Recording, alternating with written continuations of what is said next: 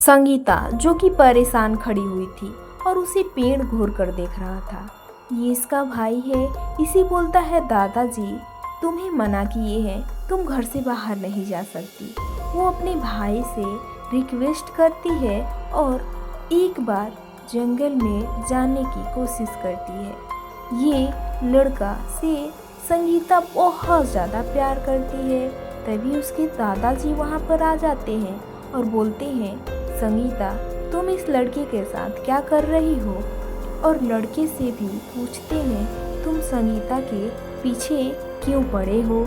इसे छोड़ दो। समझाते हैं और बोलते हैं, तुम दोनों घर जाओ और दोनों भूल जाओ, ये झूठ मूठ का प्यार का दिखावा मत करो। लड़का बहुत परेशान रहता है। ये पेड़ थोड़ा रहस्यमय है। इस कहानी में इस पेड़ का बहुत ज़्यादा महत्व है। ये पेड़ पता नहीं कैसे इस लड़की का अगले जन्म का प्यार है। ये लड़की बहुत ज़्यादा खूबसूरत गांव में रहती है। जहाँ से गुजरती है सारे लोग उसे देखते रह जाते हैं। ये लड़के का नाम राजू है। राजू जो कि संगीता से प्यार करता है। घर के बाहर आता है और संगीता के खिड़की के पास बैठकर उसका इंतज़ार करता है, क्योंकि उससे बातें करने के लिए वो बहुत ज़्यादा परेशान था। उसके दादाजी के यह बातें सुनकर वो रात में रोते हुए अपने मम्मी से भी बात नहीं कर पाया। दादाजी संगीता को आवाज़ देते हैं, लेकिन संगीता नहीं सुन पाती। इसलिए दादाजी उसके पास जाने के लिए कोशिश करते हैं। जाकर देखते हैं संगीता अपने कमरे में थी। ये इसका भाई भी था जो हमेशा संगीता पर नज़र रखता था। राजू को कुछ एहसास होता है, जैसे कि कुछ हवाओं में सनसनाहट की आवाज़ आए। कुछ अजीब सी चीख की आवाज़ सुनाई दिया। वो चौंक जाता है और इधर उधर देखने लगता है। ऊपर चांदनी चमक रही थी और खिड़की पर तभी संगीता रोती हुई आती है। राजू उससे पूछता है, संगीता तुम रो क्यों रही हो? तुम यहाँ पर क्या कर रही हो? संगीता बोलती है, मैं अपने घर परिवार से अब झूठ नहीं बोल सकती। तुमसे प्यार करती हूँ, इसलिए हम शादी कर लेते हैं। और संगीता राजू दोनों जाकर एक दूसरे से चुपके से शादी कर लेते हैं। संगीता बहुत ज़्यादा ही खूबसूरत लग रही थी और उसके साथ चली आती है। दोनों एक कमरे में आराम करने लगते हैं। तभी राजू को कुछ अजीब सा महसूस होता है। वो उठकर बैठता है। उसका मन बहुत ज़्यादा उदास हो जाता है, क्योंकि वो घर पर बिना बताए ऐसे कैसे शादी कर सकता है। गीता के दादाजी भी राजू से आस लगाए बैठे थे कि ये लड़का ऐसा कुछ नहीं करेगा, कभी भी उन्हें धमकाया नहीं।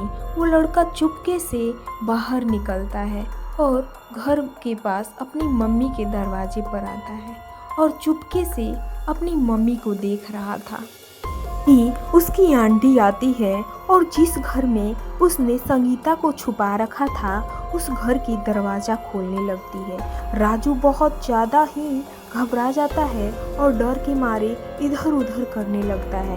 तभी दरवाज़ा खोलकर आंटी जब अंदर जाती है तो उनका नज़र संगीता पर पड़ जाता है। संगीता को देखते ही वो बेहद ज़्यादा खुश हो जाती है, क्योंकि वो इतना ज़्यादा खूबसूरत थी। इस गांव में इससे ज़्यादा खूबसूरत कोई लड़की नहीं थी। भी आंटी का नज़र उसके बैग पर पड़ता है। बैग में स्वेटर बुनने वाला सामान था। आंटी ये देखकर और ज़्यादा खुश हो जाती है, क्योंकि ये संगीता सुंदर होने के साथ साथ घर के काम भी जानती थी और स्वेटर बनाना भी जानती थी। सभी गांव वाली महिलाएं उसके पास आती हैं और उससे स्वेटर बनाना सीखती हैं। उसे अच्छे से सजाकर बैठा देती हैं और सभी महिलाएं आकर उसे देखती है। सभी बोलती है, ये संगीता कितनी सुंदर है।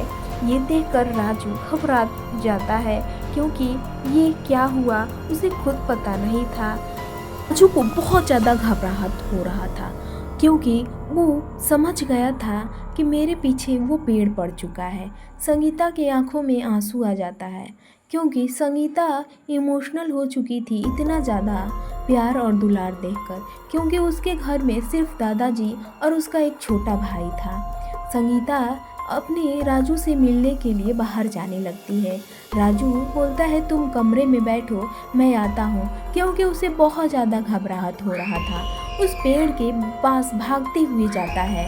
हमें लगता है उस पेड़ की आत्मा उसमें घुसने वाली है। उसे अजीब सी आहट होती है, उसके मुंह में से कुछ अजीब सा निकलता है।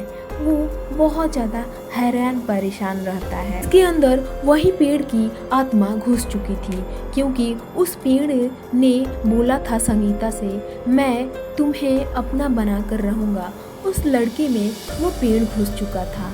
संगीता के पास जाता है। संगीता राजू को देखकर खुश होती है और उसे अपने कमरे में लेकर जाती है और बोलती है तुम बैठो, तुम्हें कुछ पानी चाहिए तो बोलो, मैं लेकर आऊंगी। राजू बोलता है नहीं, मुझे पानी नहीं चाहिए। वो आराम से उसे घूर घूर देख रहा था। ये अजीब था। तभी अचानक से चौंक कर उठता है और उसे अजीब लगने लगता है।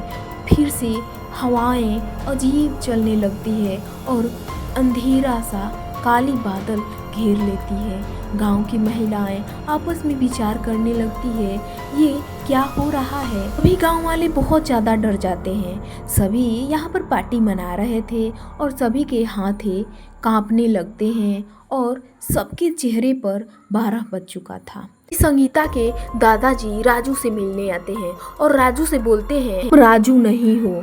जो बोलता है ये आप क्या बोल रहे हैं दादाजी, आप ठीक तो है ना।